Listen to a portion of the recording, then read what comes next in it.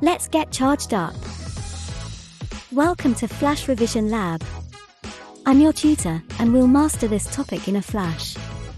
Today we'll be diving into the world of ions and ionic bonding. Alright, so let's talk about ions. You see, an ion is basically an atom that has an electric charge, and this happens when it either gains or loses electrons. Atoms do this because they want to have a full outer shell of electrons, which makes them more stable. When an atom gains some extra electrons, it becomes a negative ion, also known as an anion. But if it loses electrons instead, it turns into a positive ion, also known as a cation. Typically, metals are the ones that lose electrons and become cations, while non-metals gain extra electrons and become anions. You can represent ions using dot and cross diagrams. For example, let's consider the formation of a positive lithium ion. In a dot and cross diagram, the lithium atom has one electron in its outer shell, which it loses so that it can have a full outer shell. The atom has now turned into an ion, and because it has lost one electron, it gets a positive charge. To show this on the dot and cross diagram, you remove the empty outer shell and then add square brackets to the diagram along with the plus symbol to show the positive sign. Now that we know what an ion is, what about ionic bonding? Ionic bonding is defined as the electrostatic attraction between oppositely charged ions. This type of bond forms when a metal atom transfers electrons to a non-metal atom, creating positive and negative ions that are attracted to each other. Let's take sodium chloride as an example.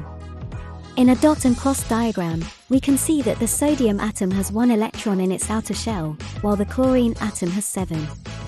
When they bond, the sodium atom transfers its outer electron to the chlorine atom.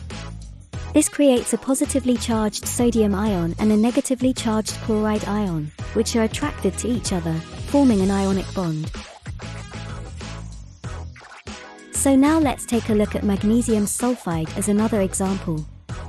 Magnesium is a metal, and sulfur is a non-metal. Magnesium has 2 electrons in its outer shell, while sulfur needs 2 more electrons to have a full outer shell.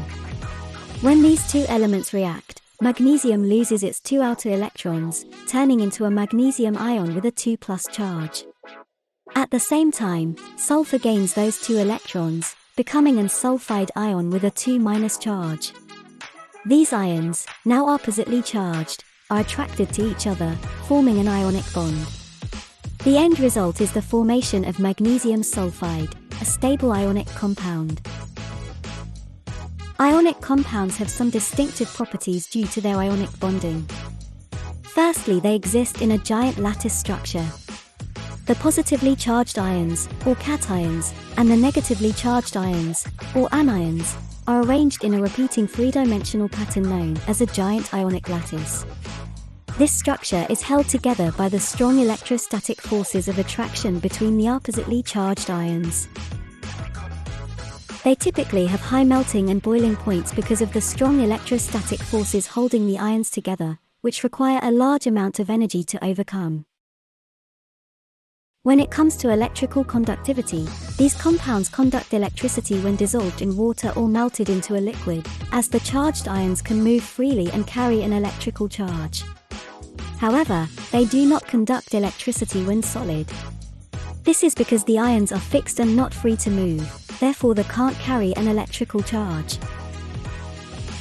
And that's a wrap on these topics. Thanks for joining me at Flash Revision Lab. If you found this video helpful, don't forget to like, subscribe, and hit that notification bell for more rapid revision content. If you have questions or need some extra help, drop a comment below or reach out to us on our social media channels. Remember, with Flash Revision Lab, you're just a flash away from acing your exams. Until next time, happy revising!